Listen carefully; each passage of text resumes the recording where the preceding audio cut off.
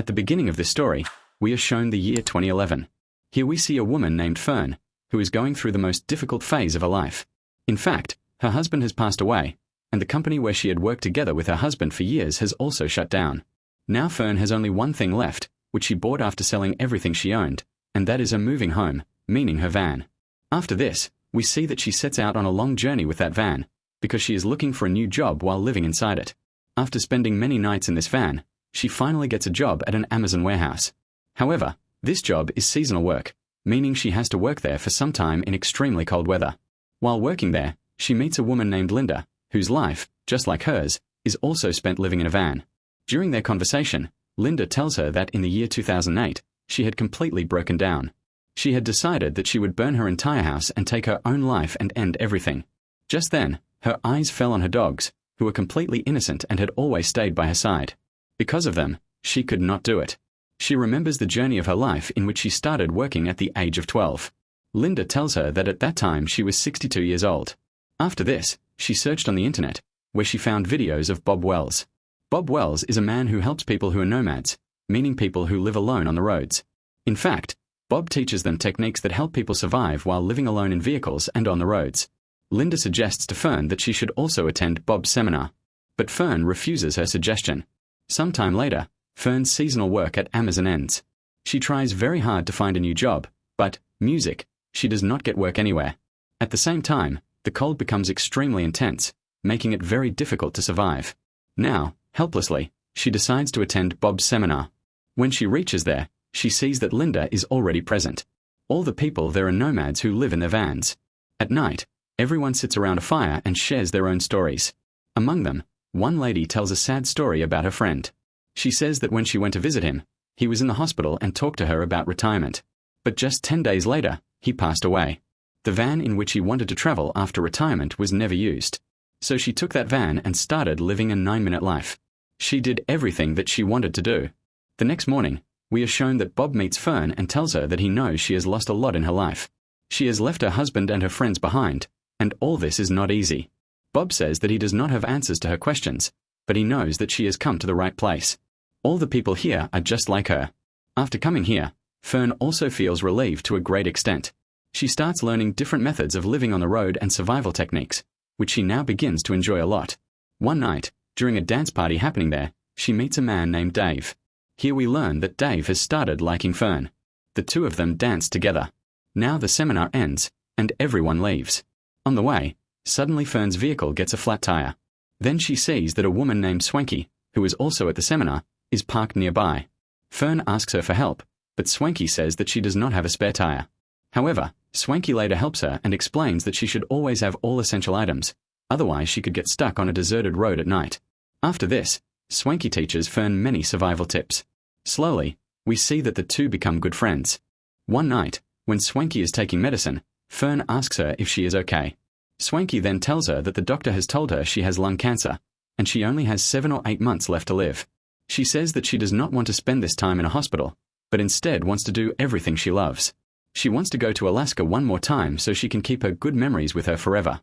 Here, we learn that Swanky has no sadness about the last phase of her life. She says that she is 75 years old, has lived a long life, and has many beautiful memories. Here, Fern is learning something from everyone in her life. They spend a lot of time together, after which both go their separate ways. Now Fern's perspective has completely changed. She starts enjoying every single thing that comes her way. It feels as if she has merged with nature. As the journey continues, she gets a job as a camp host at a national park. There she meets Dave again, with whom she had danced at the party.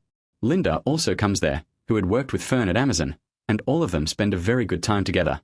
After some days, Linda leaves, and now only Dave and Fern remain there.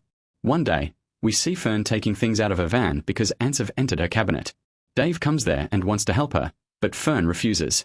Dave forcefully picks up a box, and suddenly many items fall down and break. Among those items are plates that Fern's father had given her on her high school graduation, which are now broken. Fern gets very angry and tells Dave to leave. Later, she realizes that she should not have spoken to Dave that way. Some other people arrive at the national park who are very impressed that Fern lives a nomad's life.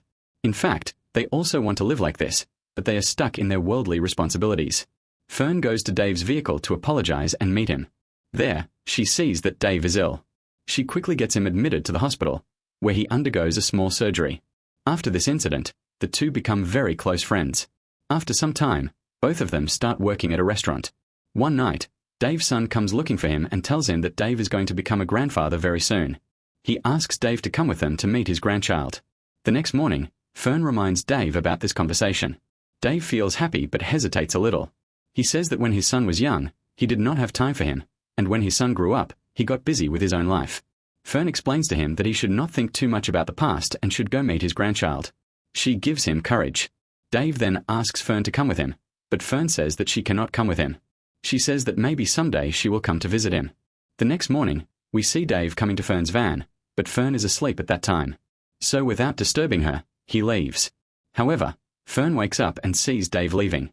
After this, Fern's life once again starts the same way as before. She travels to different places, meets new people, and now she gets a new job at a sugar beet processing plant. While working there, her van breaks down. When she goes to get it repaired, she finds out that the cost is very high and she does not have that much money. She tries to ask her friends for help, but no help comes. Helplessly, she goes to her sister's house in California. After staying there for a few days, Fern wants to leave, but her sister wants her to stay with the family. She says that Fern has always been very brave.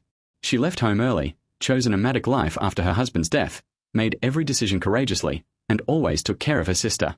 Her sister says that she now wants Fern to live with her, but Fern cannot live trapped within the four walls of a house anymore. Her sister understands this and gives her some money so she can repair her van.